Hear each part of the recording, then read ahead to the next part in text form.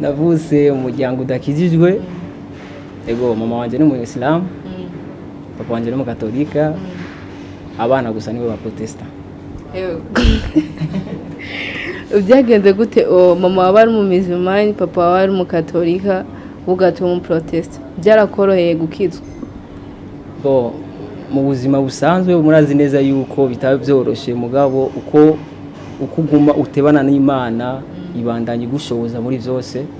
Rero aho tugeze ubu Imana irabikora, tumeze neza ubu nta kibazo, ariko kera hari nyene ibintu byo nyene bito kutumvikana, mugabo umwe wese aguma muri pare yiwe nyene aho yizereye, nuko no bivuga.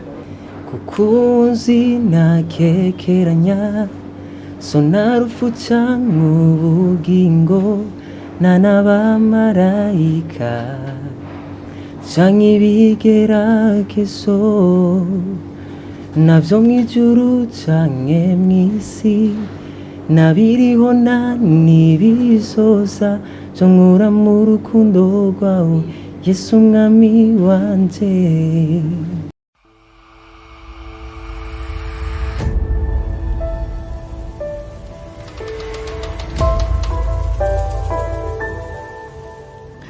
Shalom bakunze ijambo rya Kiza TV, reka nizere ko meze neza, mwaraye cyangwa mwaramutse amahoro bivaye naho mudukurikirana muherereye. Reka ndabaha ikaze nongera ndemesha abantu batamerewe neza, ndababwira yuko hari Imana yumva, hari Imana yishura, Imana irakubona, Imana irakumva kandi Imana izogutabara. Uyu munsi natewe iteka canke n'umuntu twagiriwe bwo kwakira umujene akorera Imana. Reka ndamusabe yidondore acagira ko anadusengera kugira dukora ibintu biri mu mpwemu no mu muco. Ikaze. Ego merci beaucoup kukunyakira. Ku mazina nitwa Ivan nziza, nkabandi umuririmbyi. Ego turashaka gusenga. Mana turagushima, turagwa icubahiro, uri Imana nziza, uri Imana ubushobozi. Ibintu byose biri hano mwami Yesu tubikora kubw'icubahiro cyawe. Reka ngo mwami Yesu dushoboze muri byose, ubane natwe, presence yawe igaragarire hagati yacu, izina rya Yesu Kristo, amen. Ivan nziza niwe turi kumwe, ngira mwamubonye. Musengera heva? Tusengera mu Kinama. Ego eglise yitwa Hope Ministries. Ego uri muri korali? Ndi muri korali. Wavukiye muri famille kijijwe cyane? Bon oya. Navuse umuryango udakijijwe. Ego mama wanje ni umuyisilamu, papa wanje ni umukatolika, abana gusa nibo baprotesta. Byagenze gute mama wawe ari umumizimani, papa wawe ari umukatolika, ugatuma umuprotesta? Byarakoroheye gukizwa? Mu buzima busanzwe murazi neza yuko bitaba byoroshe, mugabo uko uguma utebana n'Imana ibandanye gushoboza muri byose. Rero aho tugeze ubu Imana irabikora, tumeze neza ubu nta kibazo, ariko kera hari nyene ibintu byo nyene bito kutumvikana, mugabo umwe wese aguma muri pare yiwe nyene aho yizereye, nuko no bivuga. Utubwiye kera, tubwiye gatoya ku histoire yawe kuri kahise kawe. Kahise kanje ndi umwana nakiji, navuse mu muryango udakijijwe ngo natangiye kubivuga. Turererwa nyine muri uwo muryango, hama haragera igihe rero umuntu bwiwe ahura n'umwami, nkuko nabo bahuye n'umwami wawe. Hama ndamwizera, ndaronka agakiza, nuko byagenze. Wowe wibuka itariki wakijwe? Tariki nakirijwe ko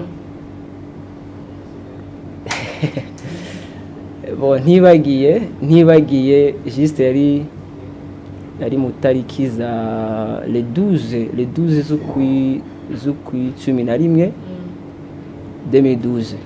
Ego hari umukozi w'Imana ababonye ibiganiro vya mbere ngira baramubonye yitwa Dani Worship, yatubwiye yuko yagiye gukizwa ari uko bamufashe yibara kubitwa kwa gufu, ari naho mpamvu yagiye gukizwa. Byagenze gute? Wapfuye gukizwa uko nyene canke yacamanjije kuba? Urazi Imana irafise ingene irokora umwana wayo, cyangwa se irafise ingene bigenza.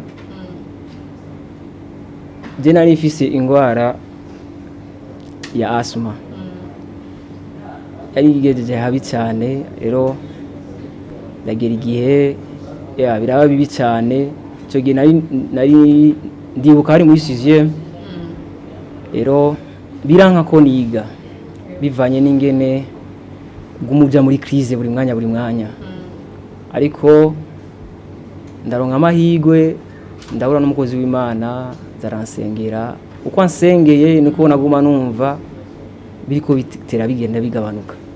Uko ansengeye nacamara igihe ntaja muri crise. Ndavuga ati byukuri ari Imana. Petit à petit nyene urumva ushaka nagenda muri eglise. Icyo gihe sinari nkijijwe ja muri eglise kubera ko mu bisanzwe nari nzi yuko ngenda kubera ko bansengera. Ujya mutima wo kuvuga ati ndakijijwe nivyarimwo. Haragera igihe rero ndumva yuko ishobora gufata amahitamwo yo kumwakira bivanye n'ijambo ry'Imana ryariko riravugwa. Ndumva ndakozwe ku mutima juste nca ndamwakira Umwami Yesu. Ego hari itandukaniro ry'uwawe wa kera n'ubu rini cyane. Kera nyene urazi ko umuntu wese aba afise ibintu amakote faible yiwe n'ibintu agenderamwo bibi. Bon juste je sinagende mu bintu vyibi, ariko gusa nari umuntu nyene akunda gushwana. Ari umuntu mubi cyane, mubi. Afite tuvuganye gatonya gusa ishavu ryacu ari dugu ubwo nyene. Ariko ubu Kristo yarangiriye neza, yaraheza amanyama yose ku bwa Kristo. Ego bigoye cyane kuri umuntu w'umujene gukizwa n'ukizwe muri serie nk'abajya wa papa babakuze we biroro. Je nibaze yuko gukizwa nibivuga ngo n'umujene cyangwa se n'umwana cyangwa se ngo n'umujene cyangwa n'umupapa cyangwa umutama. Kuko ugukizwa abariho impamvu kijijwe. Abari impamvu kijijwe, kandi iyo mpamvu niyo nibaza yuko yashoboye kumpusa kugira ngo ndamwakire nkizwe. Je nibaze yuko nta difficulté irimwo yo gukizwa cyangwa se yo kuvuga ngo niko nari umujene. Oya, kuko umaze gukizwa Bibiliya yangira ambira neza ati twaciye duhindukwa ivyamiremwe bishasha, ivyakira byose vyaraheze. Mu yandi majambo twaciye duhindukwa abashasha muri Kristo Yesu. Nivyo. Hari nyifato umujene akiritwe bagomba kugira ni nk'izi. Nyifato nyende uraba ushobora kuba wari umuntu w'amanyama, wari umuntu adashoboka nkuko narindi jewe, cyangwa ugasanga wagendera muri bibi mu by'ubusambanyi akaboregwe.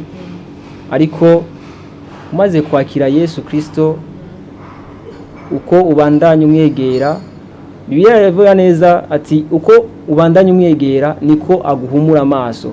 Kuguhumura amaso bisobanura yuko ugenda usa na Kristo. Kristo n'umuntu yaraciye bugufi, kubona ari umwami w'abami ariko akavukira ahantu habi hagayise.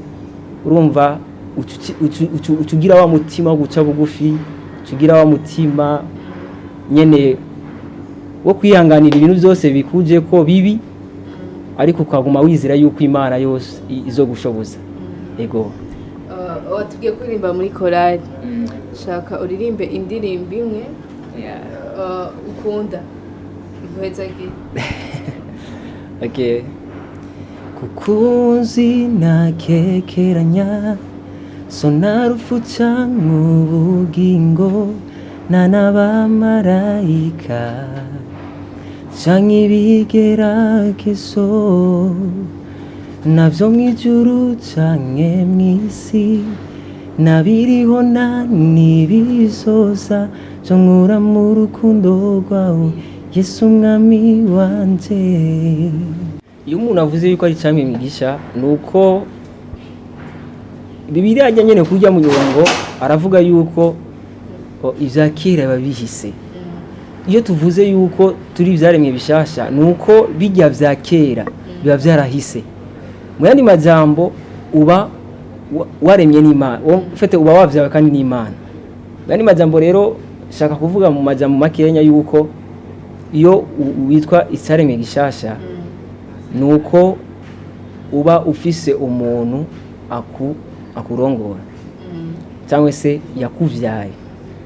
Rero muri Yohana igice cya mbere umurongo wa aya kuri 12 verset aravuga ati ngo nibo batavyawe no kwifuza ko umubiri cyangwa ko mugabo ariko bavyawe n'Imana. Rero iyo bavuze ati bavyawe n'Imana mu yandi majambo tuba twaravuse nivyo mu mubiri usanzwe, ariko ko tuba tumaze kuvuka kandi ubwira kabiri bica bisobanura yuko burya buzima bwa kera bwa bwamaze gufutika, tuba dufise kandi ubundi buzima bw'Imana muri twebwe. Ego kubera ko wahisemo gukorera Imana uririmba utahisemo gukorera Imana uvuga ubutumwa? Ndakunze cyane icyo kibazo. Mu yandi majambo novuga yuko umuntu wese aba afise ingene Imana amuhamagaye, kandi nizere yuko je kubwanje yamamagariye nyene mu biciye muri kariyere yo kuririmba. Baririmba iby'isi niko novuga bahereye muri korale ariko barabivamwo bigira mu bindi ngene bibaha amafaranga memsi nibi ari byo byiza gusumba. Kubera iki wewe kwahisemo kuguma muri korale canke ntaronka ivyo wandika? Nizere yuko iyo umuntu amaze gukizwa akaca abivamwo inyandiko yiwe ya écriture y'indirimbo ugasanga irahindutse atangure kurata abakobwa, nibaze yuko icyo ni kibazo ciwe, aba ari kibazo kuri we. Erega umuntu arakizwa mugabo haraho baho rero gushikamira akajya gakiza kawe. Rero umaze kubona yuko biriko biragu imifundi ije ikaguhitana bisobanuye yuko atarufatira ubufise.